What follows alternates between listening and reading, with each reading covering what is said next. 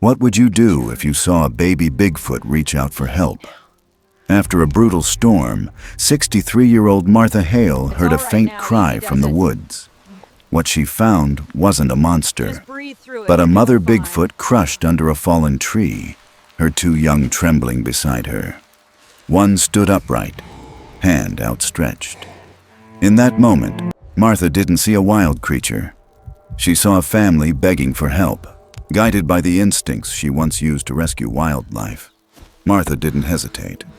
With her bare hands, a wooden axe, and sheer will, she freed the mother. What followed was a story of silent healing. A woman who'd lost everything, found peace again. A creature we feared became the one who saved her back.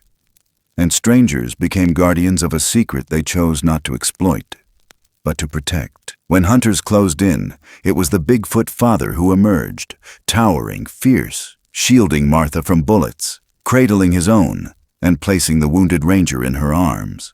It's not a story about monsters. It's about kindness, when one mother saves another, and the forest answers in gratitude. If you're still here, I have one question. Where are you watching this from? Because this story, if it reaches the right hearts, might just remind the world what it means to be human, with love wherever you are. Thank you for listening. The morning after the storm, the earth still held the memory of rain. Wet pine needles clung to the undersides of Martha Hale's boots as she stepped off her porch and into the hush. There was no wind, no bird song yet, only the dripping of trees wringing out their limbs, and somewhere deep in the stillness, something else. A sound low and strained. It was an animal, not exactly. Not pain in the way deer cry when shot. It was closer to breath, but broken. A long, wavering exhale like the forest itself had bruised a rib and couldn't quite catch air. Martha paused. She was 63 years old, and her knees had started to tell her when it would rain, but she still moved like someone who remembered being quick. She wrapped her worn shawl tighter around her shoulders, picked up the old first aid satchel that never left the hook beside the door, and grabbed the lever stick she'd once used to move downed branches from trails. Her dog had passed the year before, and no one came visiting much anymore, so there was no one to stop her. She set out toward the woods with the same quiet resolve she used when weathering grief. One step, then the next. Mud had torn itself into streaks down the embankment behind her cabin. Something large had moved through here, not in a panic, but deliberate, as if even in desperation, it had understood not to make too much noise. The ground bore long scuffs, claw marks maybe, though not the kind that tore. They looked more like something had tried to hold itself up and couldn't. Martha followed them, stepping over collapsed branches, each one still glistening with water. The smell was thick. Earth, wet cedar bark, sap bleeding from broken limbs, and under it all, a faint trace of something musky and unfamiliar. Not unpleasant, just wrong for this forest. Near the tree line, where the land dropped suddenly into a shallow ravine, she saw the shape. A mess of snapped limbs and wet underbrush framed the wreck.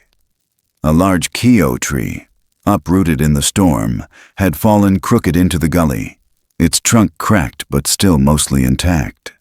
Beneath it, a massive form lay half hidden in debris, the great bulk of its body pinned beneath the tree's weight. For a moment, Martha's breath caught, not in fear, but in awe.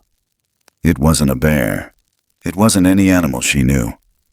Covered in thick soaked fur the color of river mud, the creature's body rose and fell in short, labored movements. Two smaller shapes clung to it, curled tight against the massive chest. They weren't crying. That was the strangest part. They weren't whimpering or wailing. They were simply still, shivering, wet, their tiny backs rising with the effort to stay warm against what must have been their mother. Martha stepped carefully. Leaves squelched beneath her boots, but she didn't speak. She knew better than to startle a mother in pain. When she'd reached the edge of the clearing, she crouched, laying her bag down slowly. One of the young ones lifted its head. It couldn't have been more than 3 feet tall. Its limbs were long and thin, arms too slender for its bulk, still growing into itself. It looked at her, no, through her, with eyes the color of dark honey, eyes that glinted even in shadow. Amber, not like glass, but like something living. The creature's fur was matted to its face in uneven tufts, revealing patches of pale skin beneath, and around its chin, a short beard had begun to take shape, thin and clinging like moss to stone. It had a human-like wild man face, weathered, soulful, and utterly exhausted. No fear, no snarl. Just a gaze so naked and aware, it made Martha's hands shake. Then, slowly, the juvenile stood on 2 legs. It didn't make a sound. Just reached out an arm, slender, muddy, with 5 fingers, and extended it toward her like a child asking for help, but too proud to say the words. Martha blinked back the sting in her eyes. She didn't wave, didn't speak. She only nodded once, firm and certain, and began to work. She moved to the fallen tree, inspecting the angle. The base had struck a mound and pivoted downward, which meant there might be a fulcrum point. She jammed her lever stick into the soft ground, tested the bark for rot. The tree groaned but held. Then she began to dig, bare hands first, then with her trowel, then again with her hands when the soil clumped too thick. Her arms ached by the second handful. She was breathing through her mouth now, the chill of the air making her teeth hurt. Time bent. There was no clock out here. Only the weight of the tree, the pant of breath behind her, the quiet flutter of something's heart trying to hold on. She placed flat stones under the lever to build support, packed dirt in around it, widened the pit to give room. Then, bracing her boots against the base of a cedar root, she pushed. The stick groaned, then slipped. She fell forward into the mud, cheek pressed into moss. Her body cried out, her spine lit with a jolt of age and weight she hadn't carried in years. But she didn't stop. She moved the stones again, tried from another angle. This time, the log shifted. Just an inch, just enough. A sound escaped the creature, not a growl, not a scream, a rasp. A guttural snap of breath like something snapping free inside its lungs. Martha dropped to her knees beside the Bigfoot mother. Up close, it was undeniable. The face wasn't that of an ape. It was older than that, wiser. The skin beneath the fur was gray-pink and streaked with grime, but the eyes remained the same, aware. She touched its side gently, feeling for breaks. The ribs moved under her palm, staggered but intact. The hip, though, she could feel the swell. Dislocated, maybe worse. She pulled a bandage from her bag, wrapped it firm and tight. She didn't ask permission. She didn't need to. The creature never looked away. Behind her, the juveniles had backed into a hollow beneath an overhang. One clung to the other. Their fur was beginning to dry, puffing in patches like sodden feathers. Martha tore another strip of bandage and reinforced the makeshift splint with a broken branch. She whispered as she worked. Not words, really. Just sounds.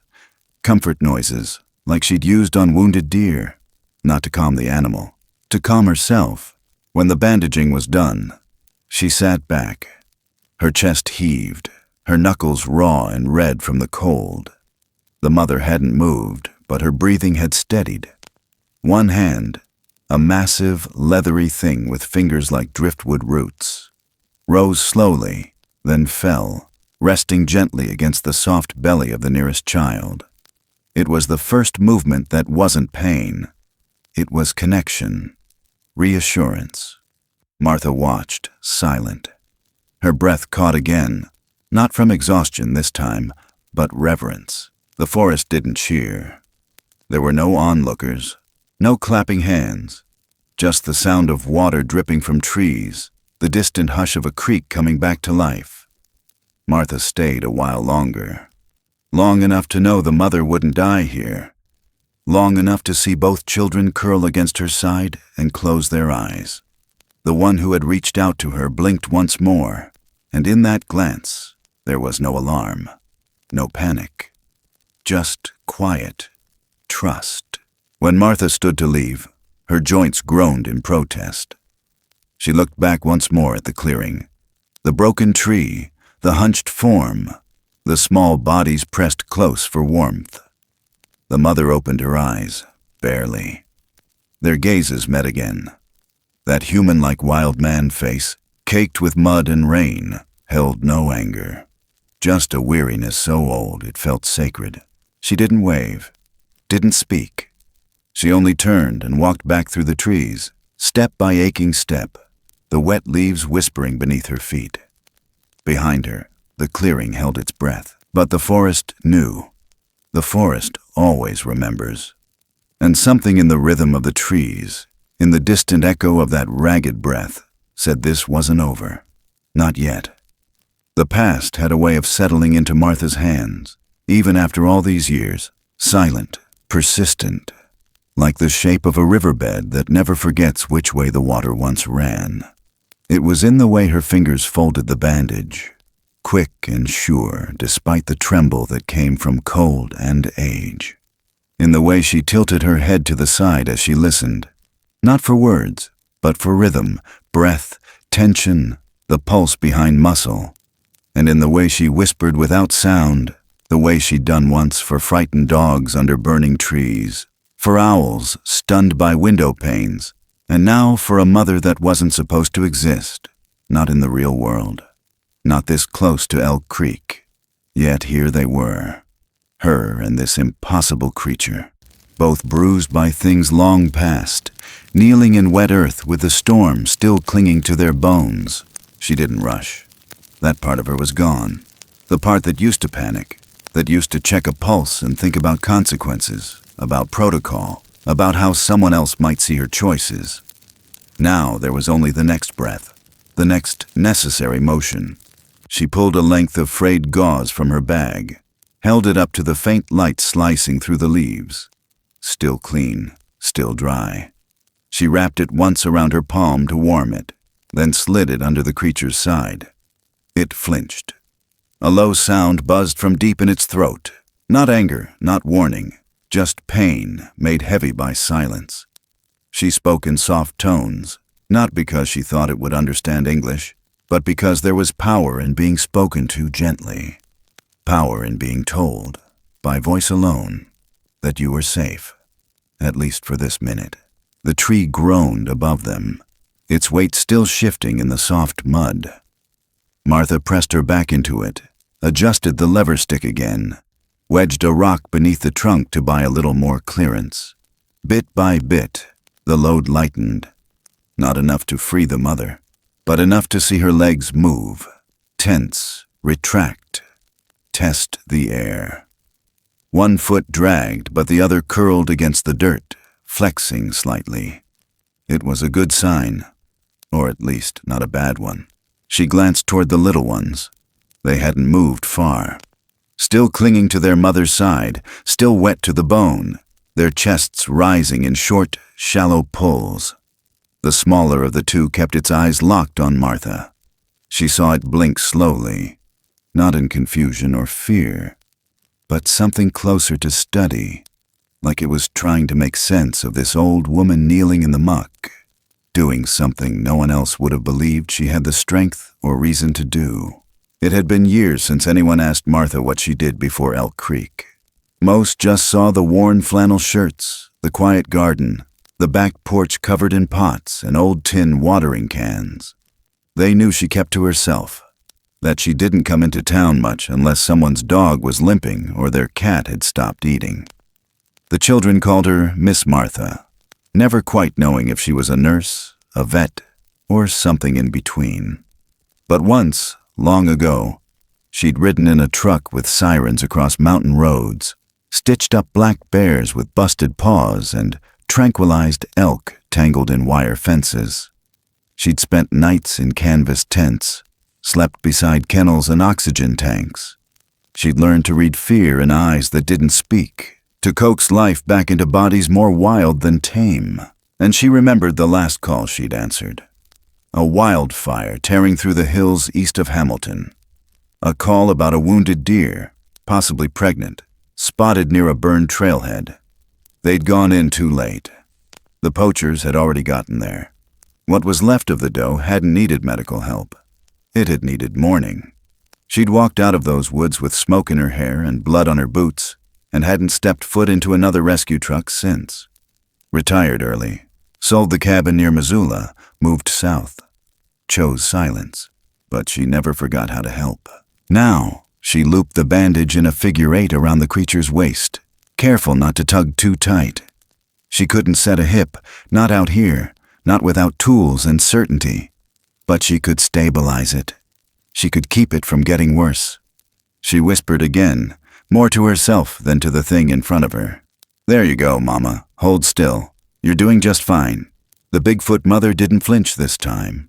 She let her massive torso settle lower, pressed one hand flat to the earth like she was anchoring herself to something deeper than gravity. Her fingers, wide and knuckled, spread like roots. Her fur clung in strands, flecked with bits of moss and bark. There were cuts along her thigh, shallow but bleeding slow. Martha dabbed them with antiseptic, wrapped another cloth around the worst of them. She'd run out of good gauze soon. The air shifted. A gust rolled through the trees, lifting the leaves just enough for the light to flicker across the scene. Martha looked up and saw the creature's eyes again, both of them now watching her, one with curiosity, the other with something more tender. Maybe gratitude, maybe just awareness. She didn't ask, didn't need to. The lever stick gave a final creak. Martha adjusted the stone base once more, wedged a branch to keep it from rolling back. With the support in place, she reached beneath the mother's shoulders, pressed gently against her ribs, coaxing her sideways. "Let's try now," she murmured. "Slow and steady. You've done harder things, I can tell." There was resistance, then a shift. The log rolled just enough for the mother to lurch forward, dragging her injured side free. Martha stumbled backward, catching herself on one hand. Mud splashed across her sleeve. She exhaled sharply, more surprised than tired. The Bigfoot mother curled onto her good side, one arm reaching back to pull the little ones close. They came instantly, pressing against her ribs, nestling into the warm pocket of her chest. It was an image that shouldn't have belonged to this world. Something out of myth, of old campfire whispers. But it was real as the pain in Martha's knees, as real as the fog still caught in the trees. They sat like that, the four of them, for a long while. No one spoke. No one moved. Only the breath of the forest returned, soft and cautious, like a deer creeping back to where the storm had been. Martha sat cross-legged just beyond arm's reach, her hands folded in her lap, not watching so much as bearing witness. Her bones ached, but she didn't get up. She knew that sometimes the best thing you could do for a being in pain was not to leave them alone, not to prod or fix or explain, just to stay. The mother's eyes found hers again. For the first time, there was no wince, no flinch. The amber was clearer now, less dulled by fatigue. Behind it, a storm of something too complex to name. Not just fear, not just relief, but something older. Trust, maybe. Or memory. That human-like wild man face held hers with a steadiness that felt familiar. Like looking into a mirror fogged by years. They were both mothers. Both women who had buried something too large to say aloud. They were not the same. But they understood each other. Rain began to tap again. Soft, distant. Just mist for now. Martha reached slowly for her satchel, began to pack what little was left. No sudden movements, no noise. The children didn't stir. The mother didn't raise a hand. Before she left, Martha leaned forward just slightly and whispered the only words that came. "You're safe here." Then she stood. Her legs trembled beneath her weight, but she didn't falter. She walked back through the forest without turning around. And though the trees said nothing and the wind held no voice, something behind her had shifted. Not the story, not the world, just the smallest, softest corner of what might come next. And in that quiet, swollen stillness, the forest didn't close. It waited. The first hint of trouble came not from the woods, but from the road. The kind of murmurs that grow legs in a small town and make their way across diner counters and gas station pumps before ever reaching the truth. Elk Creek hadn't seen much of anything lately, but folks said they'd heard something in the storm, something big. A cry, a crash, a shape cutting across the tree line when lightning lit up the hills. Most brushed it off. Some got louder. By the time the whispers reached Rory Kane, he was already putting on his boots. He wasn't one to chase stories. Young, sharp-edged, practical to the bone, Rory had worked for the Forest Service just long enough to see what storms left behind. Flooded trails, downed branches. Occasionally a black bear limping through a campsite. But the tales folks told. Big shadows. Screams that weren't human. Creatures too quiet to be coyotes, too large to be deer. He'd heard them all before. Didn't buy a word.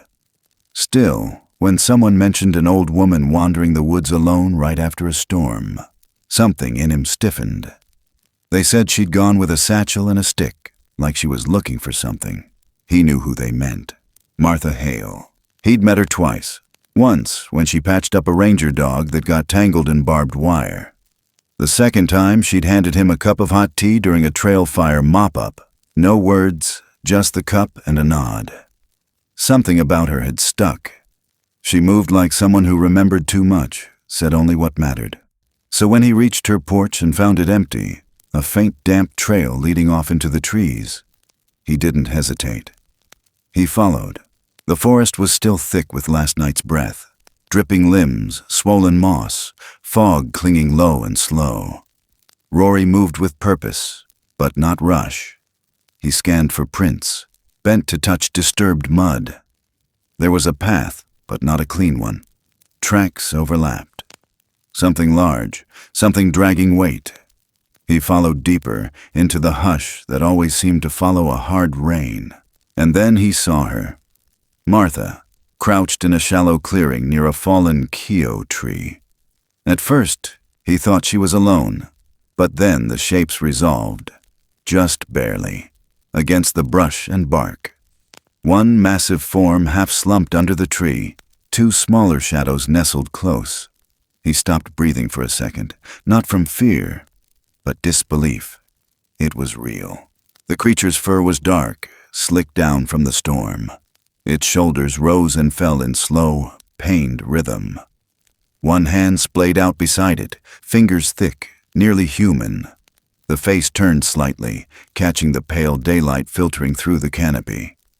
It wasn't the face of a beast. It wasn't an ape or a bear. It was a human-like wild man face, weathered and solemn, with amber eyes dulled by exhaustion but never empty. There was thought behind them. Judgment, stillness. Rory couldn't move. Martha turned, saw him there, and for a moment her expression was unreadable. Then she motioned, low, flat-palmed, "Stay quiet, stay where you are." He did. She went back to tending the creature, checking the bandages she'd wrapped around its leg. He couldn't imagine how she'd done it alone. Couldn't imagine how she'd had the nerve. When she stood again and walked toward him, he finally found his voice. "What the hell is that?" Her eyes narrowed. "You know what it is." He shook his head. "That's not possible." "Doesn't matter what's possible," she said, voice low. "It's hurt, and it's not alone." He looked past her again. The two small ones didn't move, but one watched him, eyes wide, unblinking. It had its mother's face, only softer, younger, scared. He lowered his voice. "You can't keep this quiet." "I have to. We should call someone," he said. "A vet, maybe, a biologist. This changes everything." Martha stepped closer. "They won't come to help. They'll come to hunt. to film, to put it in a cage, or worse. They might be able to. They'll bring trucks, helicopters, news crews, guns. Her voice didn't rise, but it got colder. You know what happens when something wild can't run. Rory swallowed. You're assuming the worst. I'm remembering. He didn't argue. Not right away. The truth was, she was probably right. He'd seen the way men got around bears, even ones that weren't hurting anyone. How fast people turned fear into trophies. Still, this wasn't just any creature. This was history, mystery, proof. But when he looked back at the clearing, and the way the young ones pressed into their mother's side, something inside him softened. He understood what she meant. Then they heard it, faint but sharp. A heavy step, far off, a wet slap of mud. Not rushing, not hiding, just there. Martha turned her head slowly. We're not alone. They moved to the edge of the clearing, crouching behind a fallen trunk. The sound came again. One step, then another. Closer, deliberate. Rory held his breath, heart kicking. Then silence. He stepped out, scanned the trees. Nothing, but the mud held stories. New prints, larger than the ones leading here. Deeper, widely spaced, something upright. Watching. They didn't move for a long time. Eventually the forest exhaled again. The sound faded. Whoever, or whatever, had been there wasn't making themselves known.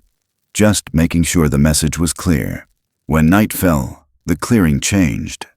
Fog rolled in low, brushing the tops of the ferns. Crickets returned first, then the soft rustle of creatures testing the edges of safety. Martha didn't go home. Neither did Rory. They sat near the edge, backs to the damp trunk, just close enough to see the rise and fall of that massive chest in the gloom.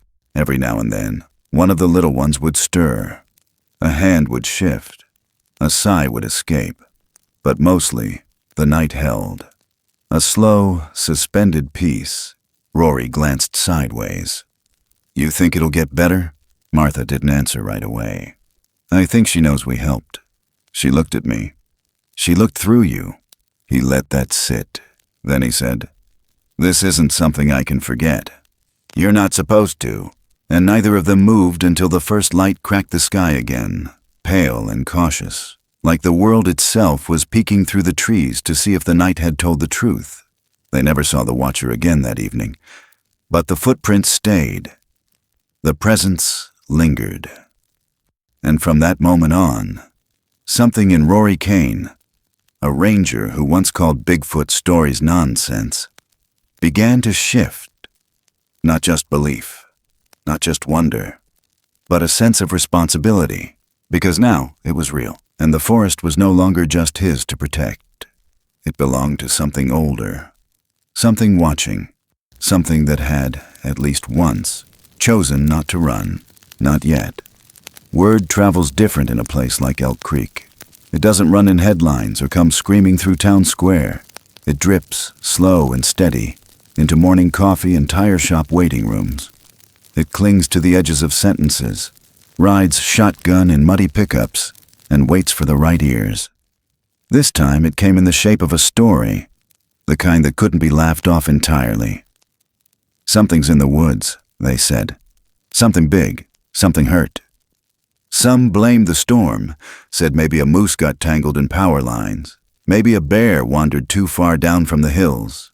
Others leaned in lower over their pancakes, voices like sawdust, and said the word only half believed. Bigfoot. Most folks scoffed, but not everyone. Taryn Cole heard it during her overnight shift at the diner just past mile marker 9, where the ceiling tiles were stained with years of coffee steam and old songs leaked from the jukebox in the corner. She didn't join the chuckles, didn't ask for details. She just wiped down the counter, handed out pie like usual, and kept her eyes on the window, where the tree line hunched like a tired secret. She was 28, single and soft. In places that didn't show in mirrors, Places like the part of the heart that still believed things might be worth protecting even when no one else was looking. When one of the local hunters barked out that he'd sell a photo for a season's rent, her hand froze over the sugar shaker. She didn't speak, but she didn't forget either. Across town, on a trail no map cared to name, Levi Grant ducked beneath a low branch, his backpack bouncing against his spine. He moved like a shadow, quiet, quick-footed, full of nerves that hadn't settled into adulthood yet. At 15, Levi stuttered too much to be heard in class and too little to be ignored by bullies. But the woods never rushed him. He walked them like sacred halls, knew which roots held steady and which rocks tipped when wet. That afternoon he found a shell casing half buried near a choke of thimbleberry bushes. Big, fresh, not from any standard hunt. He crouched for a long time, staring at it, then slid it into his jacket and turned back. He didn't head home. He went to Martha's. She wasn't surprised to see him. Just opened the door and stepped aside so he could walk in without words. Levi fidgeted for a moment, then reached into his pocket and held out the casing. This was in the ridge trail. His voice came in fits, like a car stuck between gears. Too big. Not deer. Not right. Martha nodded once. You know a back way? He blinked. Yeah. You think you could show me? Something quiet, less traveled? He didn't answer right away, just looked up into her face, then nodded. Quick, sure. By the time the sun bent low and gold against the mountain edges, Martha had strapped her satchel again.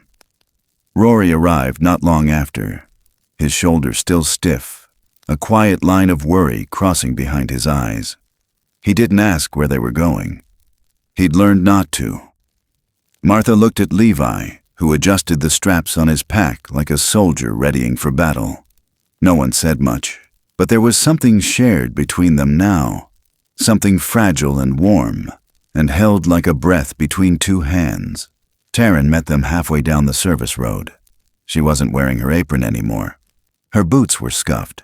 She carried a paper sack of granola and 2 small water bottles. In case you get stuck out there, she said too quickly. You never know. Rory furrowed his brow. You're not planning to follow, are you? No, she said. But her eyes said maybe. They huddled briefly near the base of an old maple, its bark swollen from rain. Levi traced out the route on a scrap of napkin, pointing to the ridgeline, the bend around the glacial rocks, the forgotten trail that looped behind the old water tank. No one uses it, not even hunters. Slips too much. Roots go deep. Rory raised an eyebrow. You sure it's passable? Levi nodded. Yeah, Jay, just don't step on the lichen. Looks solid, isn't? Martha glanced once toward the horizon. Clouds had started to gather again. Not thick, but restless. The air smelled like wet moss and electricity. She looked at the boy. You're a good tracker, Levi. He didn't smile, but his ears flushed pink. The 4 of them moved like an idea too delicate to say aloud. They passed old pine snags, mossy logs, the quiet skeletons of forgotten deer trails. The forest was in its after-rain hush again, broken only by the rustle of wind through cedar. No one spoke. Words felt too loud here. At one point, Taryn stopped and placed her palm against the trunk of a dead fir. Her fingers lingered there like she was asking the tree a question. Then she turned, pointed ahead. Something moved that way. Big. A few hours ago. Rory looked at her. You been tracking things long? No, she said. But I know what it feels like when the ground remembers being stepped on. And they followed her finger. Later, as the path curved around a long slope of stone, Levi froze. He motioned low. Across the way, just for a second, a figure stood motionless at the crest, tall, dark, almost blending into the pine. It wasn't moving, wasn't hiding, just watching. The shoulders were broad, arms long, legs planted like trunks. A male, larger than the mother, so still it seemed part of the forest. Then the eyes caught light, amber, sharp, deliberate. One step backward. Gone. No one said a word. They stood still for what felt like a whole minute, maybe longer. Levi's breathing shook just once. Martha laid a hand on his shoulder. Rory's hand hovered near his radio. Then thought better of it. They moved on. They found no new signs of danger, no traps, no blood. Just the silence that fills a place where something greater has just passed. And something about that silence felt more protective than threatening. As if someone, or something, was checking to see if they'd earned the right to be here. When they circled back to the clearing, the mother was gone. But the ground held the shape of where she'd lain. The brush had been cleared gently. No dragging. Just careful steps, small indentations, a sleeping place erased with patience. A farewell that left no tracks. Night came slower this time. Taryn stayed behind, just long enough to lay the bag of granola beneath the stump. She didn't say who it was for. She didn't have to. The walk back was quieter than before. The air thicker, not with rain, but with something else. Reverence. Like they were leaving a cathedral. And behind them, somewhere deep in the pines, something walked parallel for just a little while. Never close, never seen again, but felt in the way the leaves stirred half a second too late. Like a shadow walking in the shape of a man, checking their path, counting their steps, measuring not just their presence, but their intentions. And then it was gone. But the path stayed clear. The rain didn't wait. It came down sudden and sharp, like a curtain ripped loose from the sky, and Elk Creek rose faster than anyone expected. 1 minute it was just a steady drizzle, the kind that softened trails and turned pine needles into slick threads beneath your boots. The next, it was a wall of water, tearing through the lowlands, swallowing rock and root and memory all at once. The smell of iron and clay thickened in the air. The creek, usually no more than a winding hush behind the trees, roared awake like something old and angry. By the time Martha, Rory, Taryn, and Levi made it to the ravine, the ground was already shifting beneath them. The clearing they'd used for shelter was half flooded, a line of slick mud creeping closer to the stone outcropping they'd huddled beneath the night before. The Bigfoot mother had tried to move earlier that morning, her bandaged hip dragging, her breath ragged but determined. One of the little ones, braver or simply bolder, had wandered just a few feet ahead, clambering up onto a wide boulder now slick with moss. But the second wasn't as lucky. Its footing gave. A stone turned under its weight.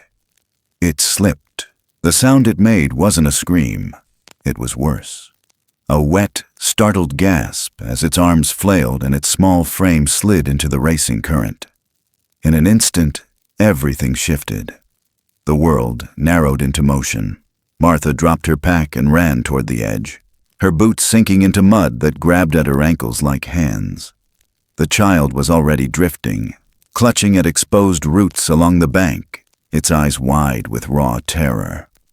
The water tore at it, pulling hard, the way grief does when you've been holding it off too long. Rory was seconds behind her, skidding on his heels. Taryn shouted something, inaudible in the roar. But it didn't matter. Martha was already on her stomach, reaching. One hand clung to the tall grass for leverage. The other stretched toward the creature, her fingertips barely grazing its fur. And then he came. Out of the tree line, through the downpour, a shape emerged so fast, it felt like a break in reality. The Bigfoot male, taller than any man, soaked to the bone, fur dark and glistening, charged forward with a force that broke no branches, made no noise but the sound of water slapping against him. His body moved with brutal purpose, muscles coiled like tension cables. And his face was not wild, not lost. It was a human-like wild man face carved in wet stone, with amber eyes full of resolve and fire and something harder to name. Fear, maybe, or the refusal of it. He leapt the last 5 feet and landed square in the water. The current fought him, but he didn't slow. One long arm shot forward, fingers splayed. The child caught him mid-lunge, arms out like instinct had always known to reach for that hand. The moment their skin touched, the river stilled. Not physically, but in the way that time narrows when something true happens. He pulled the child to his chest, held it there, shielded by the weight of his own body. Then he turned. Martha barely scrambled back in time as he surged toward the bank, the other child rushing to meet him with a keening whimper that shook the trees. The mother struggled to her feet, swaying, but the male didn't look at them. Not yet. From the ridge above came the metallic bark of a rifle. One sharp shot, not aimed but loud. Not meant to kill, meant to threaten, meant to warn. They all froze. Another hunter. Maybe one of the men from the diner, the ones who spoke with greed dripping off their tongues. Rory's blood went cold. He turned on instinct, shouting something across the trees. A figure rose from behind a fallen log, rifle lifted, face half covered by a camo scarf soaked dark with rain. Rory didn't wait to negotiate. He climbed, fast, half mud, half desperation. When the second shot cracked through the air, it was still a warning, but closer. The Bigfoot male didn't flinch. He set both children down gently beside their mother, then stood, tall, still, drenched. His shoulders heaved with breath. His chest rose like a mountain of fur and skin, matted and steaming in the downpour. Then he stepped forward. He didn't run, didn't roar, just moved toward the noise with terrifying calm. Martha stepped between them, one arm outstretched.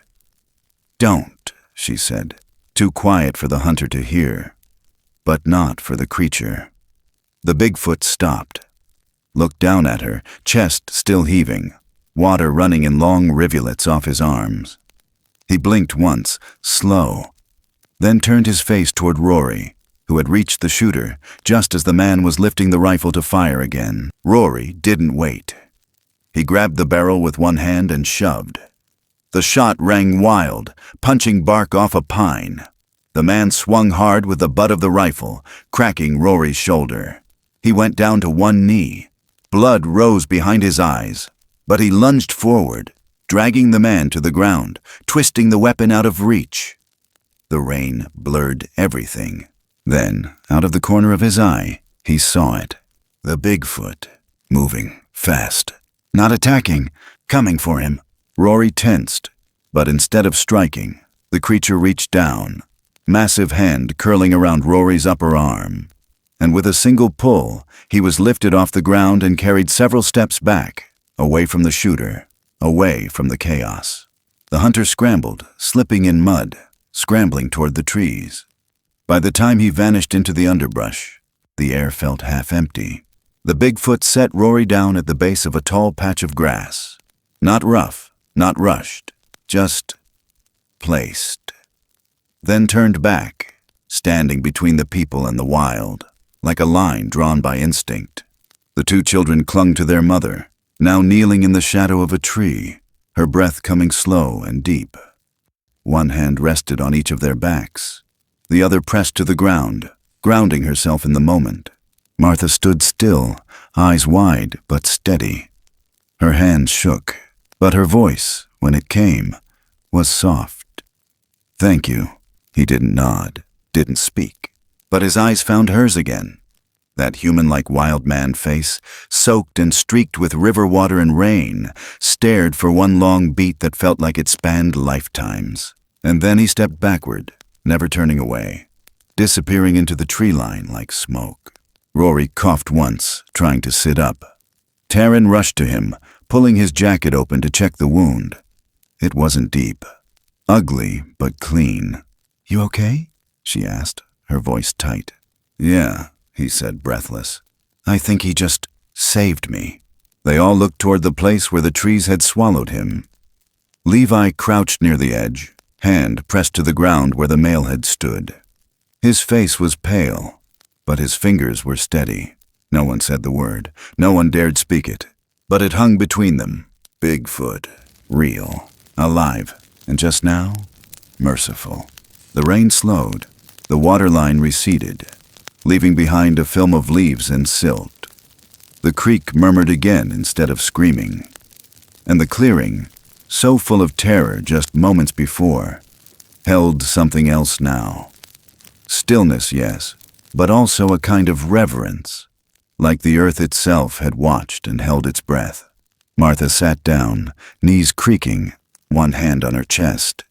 She didn't cry, but something in her posture broke open a little, like a door that had been nailed shut too long. Taryn stayed close. Levi wandered off toward a tree and sat with his knees pulled to his chest. Rory winced as he tried to stand, then gave up and leaned back into the mud. And still, the echo of that face remained. The wild, human face of something ancient and intelligent. Something that had stepped out of the stories and into the downpour. Not to destroy, but to protect. They would talk about it later, quietly. They'd make decisions, share warnings, rethink who else might come. But for now, none of that mattered.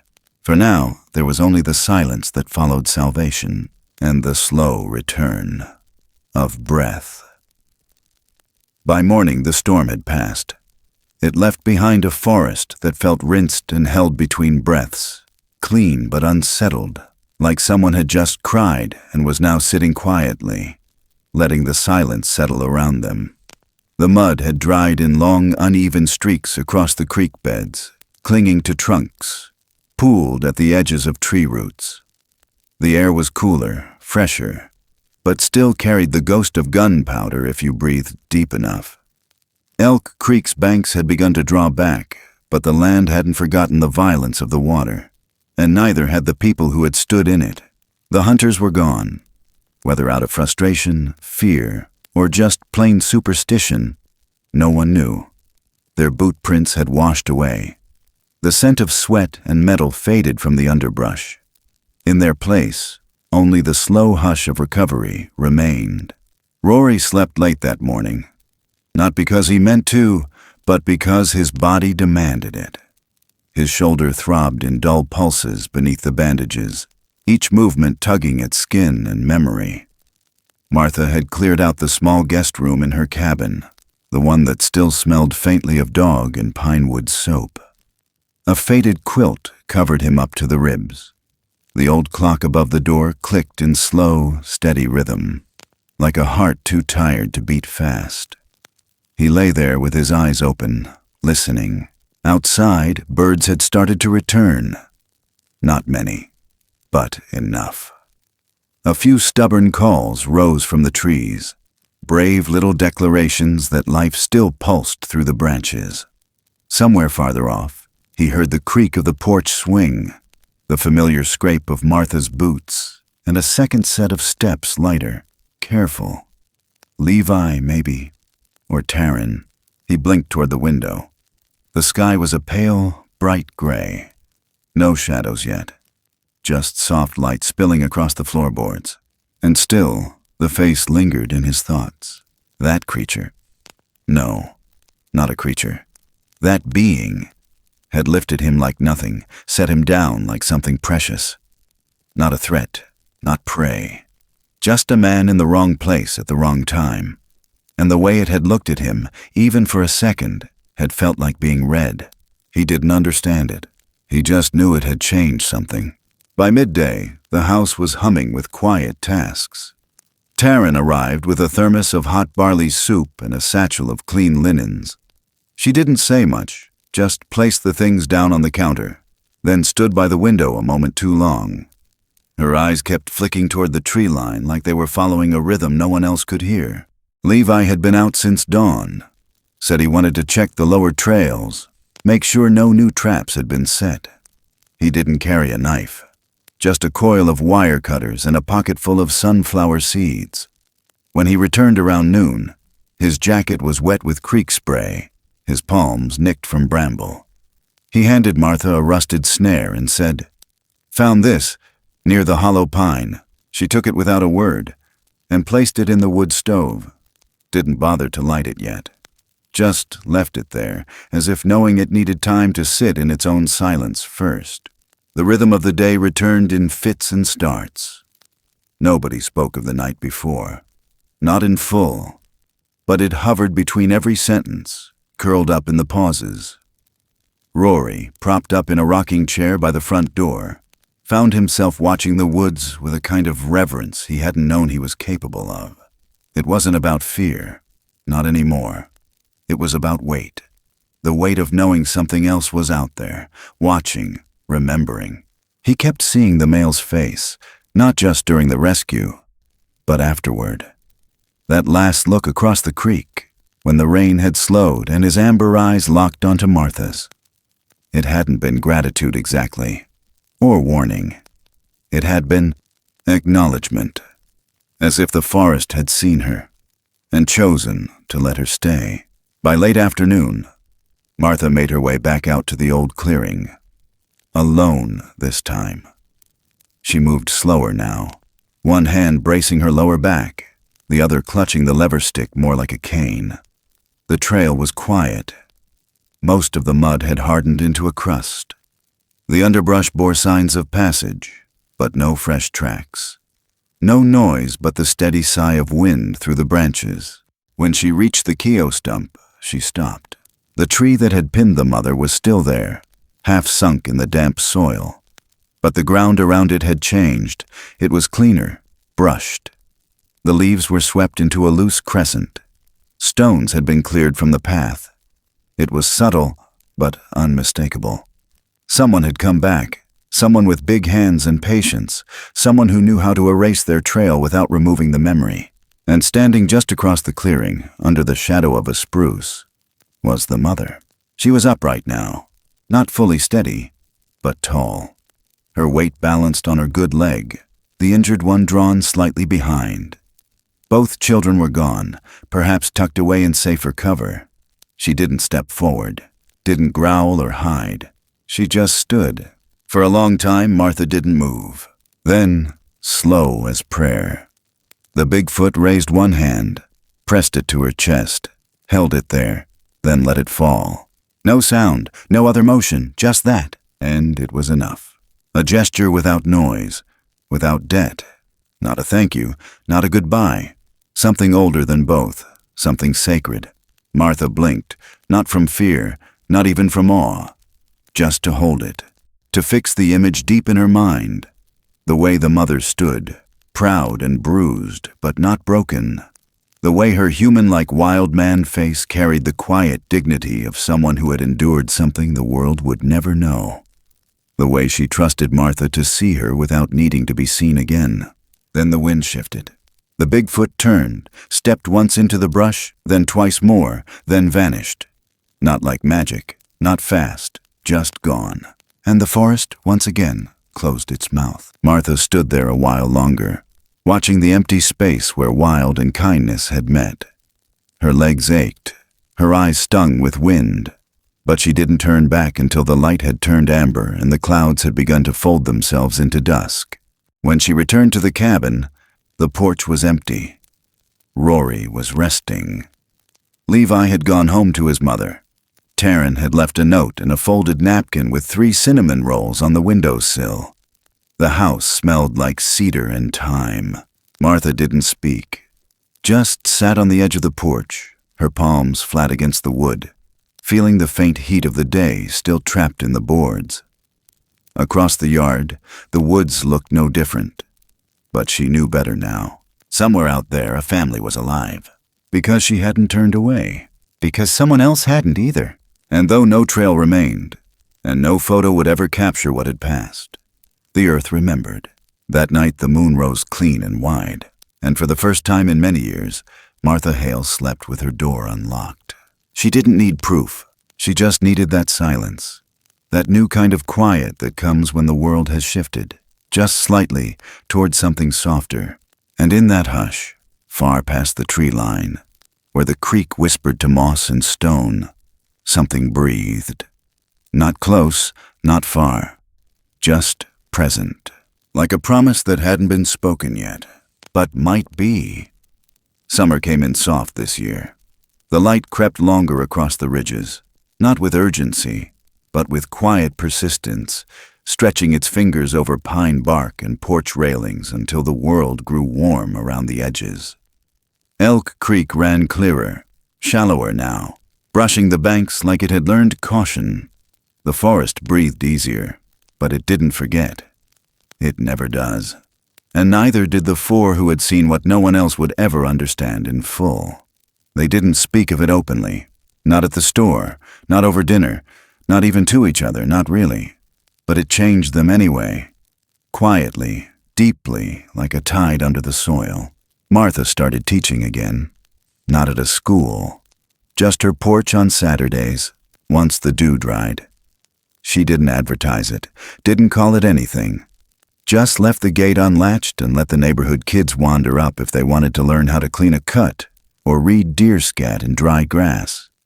Word spread in the way good things do, by trust, not by noise. There were never more than 4 or 5 at a time. Some brought pets with bad ears or birds they found half-dazed on the roadside. Some just watched and listened. She never scolded, never talked down, just showed them how to hold a paw gently, how to wait before touching something wild. Taryn stopped by most weeks after her shift, still smelling faintly of fryer grease and lemon dish soap. She never stayed long, just enough to set down a basket, warm cornbread, oatmeal cookies, once a mason jar of fresh rhubarb jam with a note that said nothing but a small smiley face and the word Thursday. Her voice was quieter now, her laughter lower in the throat. Some days she looked tired, shoulders drawn in like she'd spent too long standing still in a loud world. Her marriage had begun to fray at the edges, not with arguments, but with silence. 2 people orbiting each other with nothing left to pull. But when she came to Martha's, she stood straighter. She took off her shoes at the porch. She always asked how the creek looked that morning. Levi came more often than any of them. He didn't say much either, but he showed up with a notebook and a pocket knife and that look he always had, like his mind was already 2 steps ahead in some quiet, tangled part of the woods. He stopped stuttering when he talked to animals, when he traced the grooves of old snares with his thumb. Martha let him help fix the fence, pull weeds, carry water to the cabbage rows. Sometimes he brought feathers, sometimes he brought nothing. But he always returned. Rory still healed in pieces. His shoulder was better now, but the soreness never left entirely. Some nights he woke up with his shirt soaked, heart hammering like it had been thrown down a hill.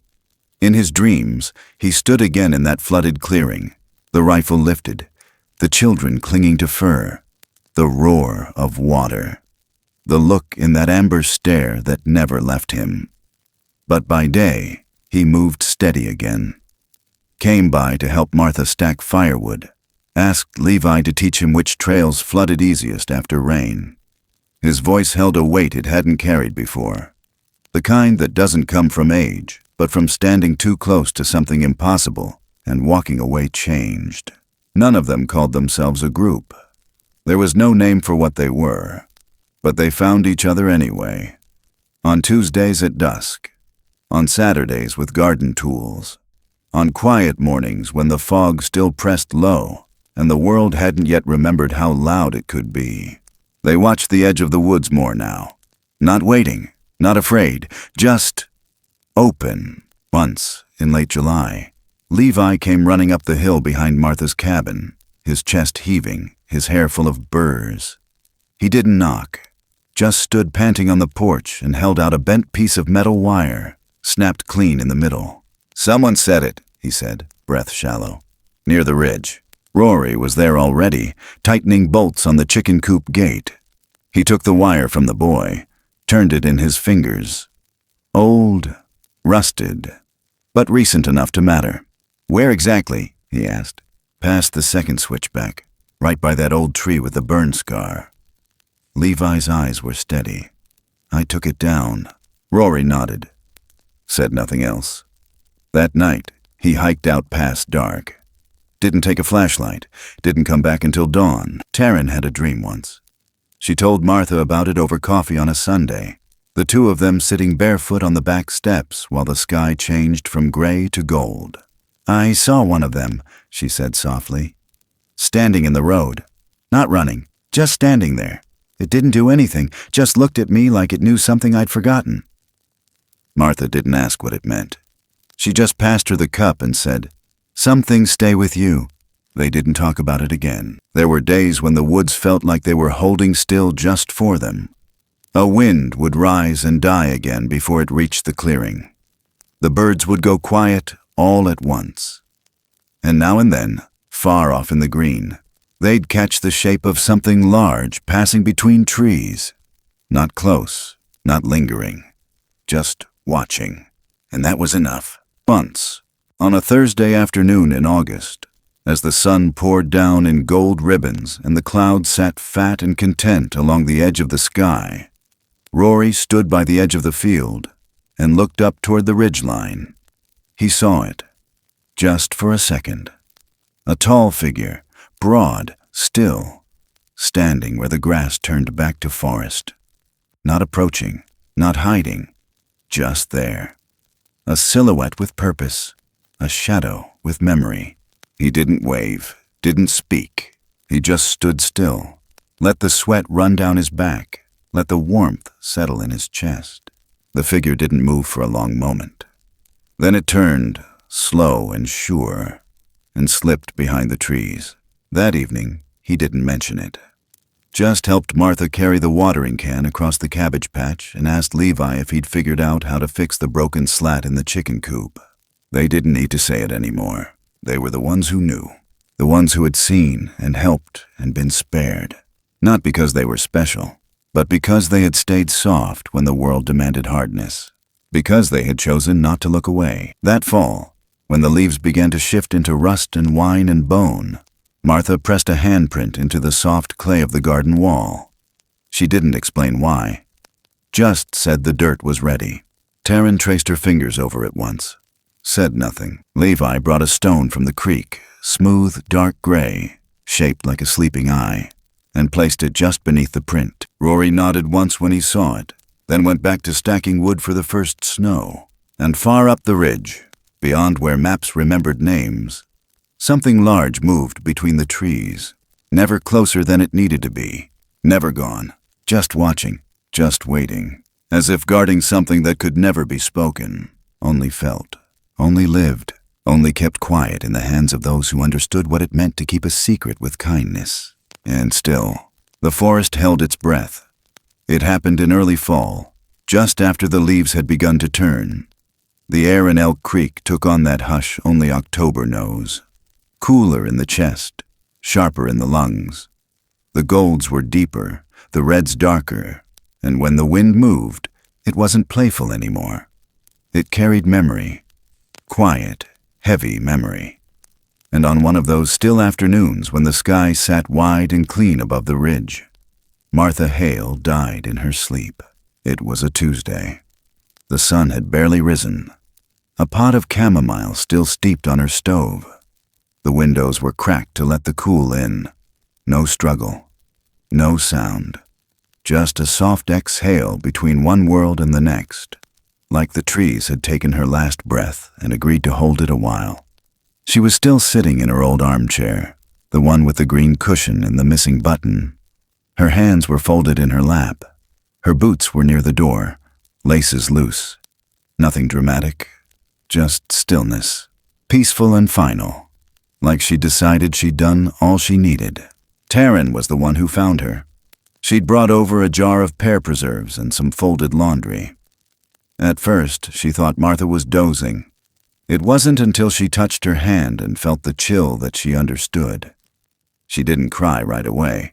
She just sat down on the edge of the couch and stared at the morning light stretching across the floorboards. The quiet didn't feel empty. It felt earned. Word spread slow, like it always does in places like this. Levi came within the hour. He stood by the doorway and wouldn't cross the threshold until Taryn reached for his hand. Rory drove up from the trailhead, his jacket still wet from the morning dew. No one said funeral. No one said obituary. They just walked the length of her porch in silence, hearts heavy but not broken. They knew what mattered wouldn't be buried. They didn't bury her right away. There was no rush, no family left in the county, no preacher with a watch, just time and respect. 3 days later, they walked down to the banks of Elk Creek, just before sunset. No flowers, no headstones, no cross, just the four of them. They carried nothing but a small box of Martha's notes, her canteen, and the quilt she always kept folded on the back of her chair.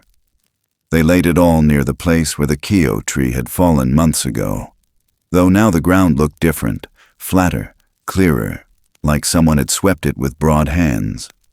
It was quiet, not because there was nothing to say, but because everything had already been said. Rory knelt first. He pressed his fingers into the soil, let them sink, not to claim it, but to understand it. Taryn stood with both hands wrapped around her ribs, like trying to hold something steady inside herself. Levi placed a smooth stone, just a regular, river-worn thing, on the edge of the grass and then pulled his hand back fast, like he didn't want to disturb the stillness. There was no eulogy, no prayer, but there was something else. A knowing that this spot, this bend in the trail, this hush in the trees, was hers now. They turned to leave as the light shifted, but just before they reached the tree line, a wind moved across the clearing. Not a gust, a single breath. It brushed the tall grass low.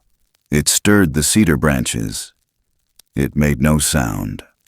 But they all stopped walking because they felt it, because it felt like goodbye, or something older than goodbye.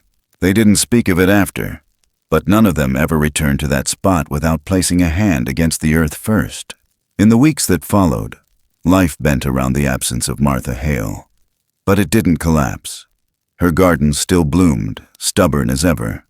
The porch swing still creaked when the wind leaned in just right, and the kids still came on Saturdays, asking if they could help feed the hens or check the bee traps. Taryn kept the place dusted.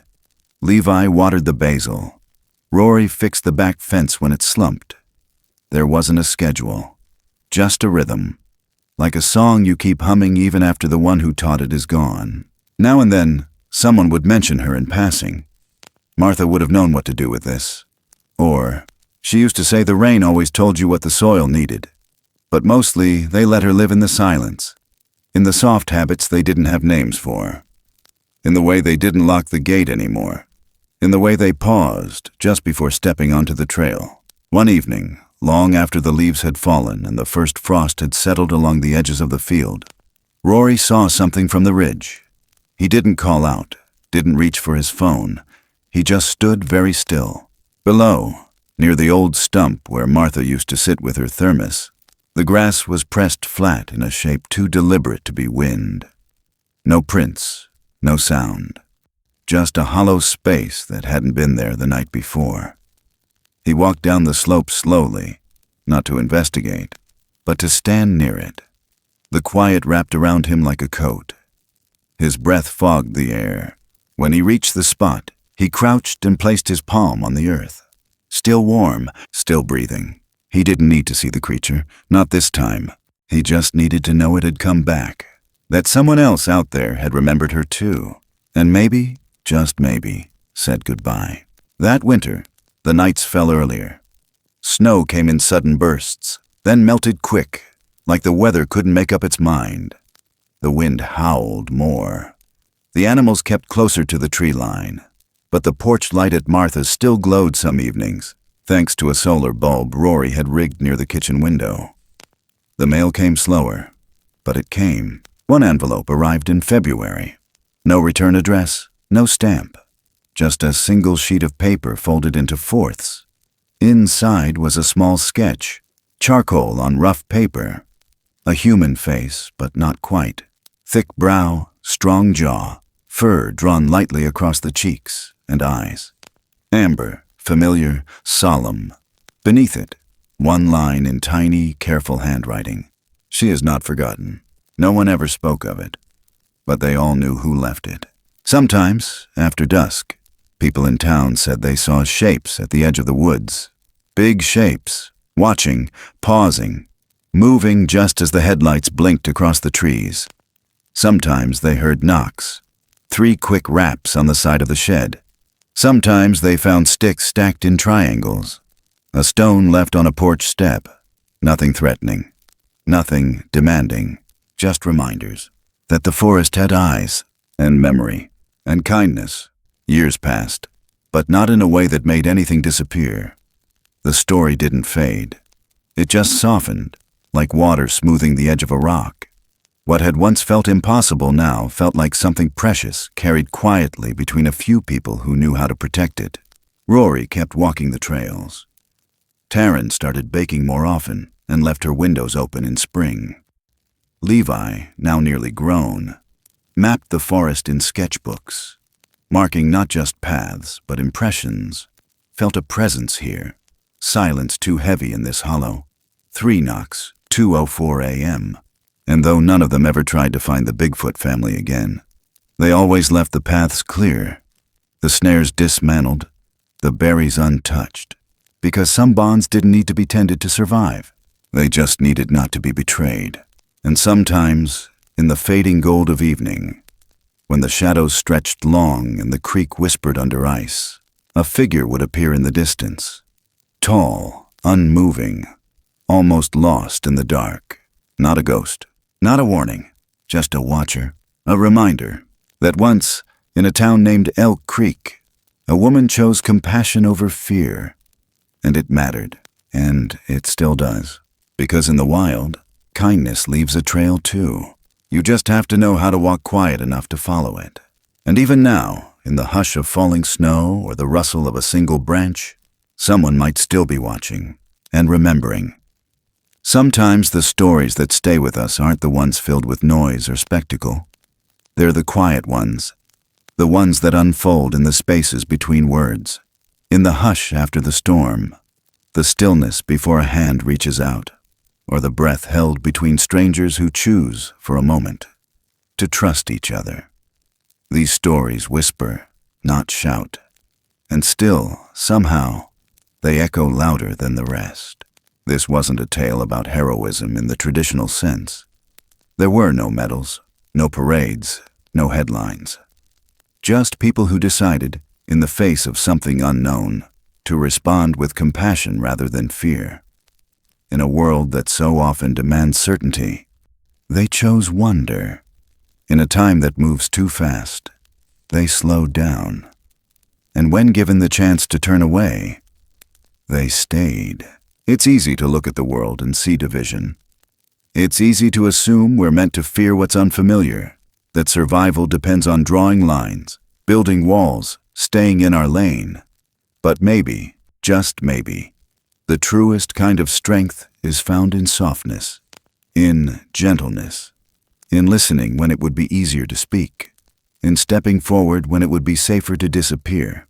Because in the end, what binds us to one another, across species, across beliefs, across all that separates us, isn't dominance or knowledge or power. It's care, the way we carry each other, without needing to be asked. The way we leave a trail of kindness behind us, one that says, I was here, I saw you, I didn't look away. There's an old saying that the forest keeps its own memory, that it knows who respects its silence, who treads lightly, who gives back more than they take. And maybe that's true of more than just trees. Maybe the world is watching, not to punish, but to remember, to echo back the energy we offer. So let it be this: when we are faced with something we don't understand, let us choose gentleness over judgment. When we are called to act, let us choose mercy before certainty.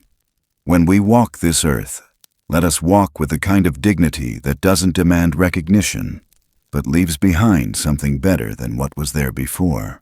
Because the truest stories, the ones worth retelling, aren't about who spoke the loudest. They're about who loved the quiet enough to listen. If this story touched something in you, if it made you feel a little more human or a little more hopeful, we'd love to hear your thoughts. Leave a comment below.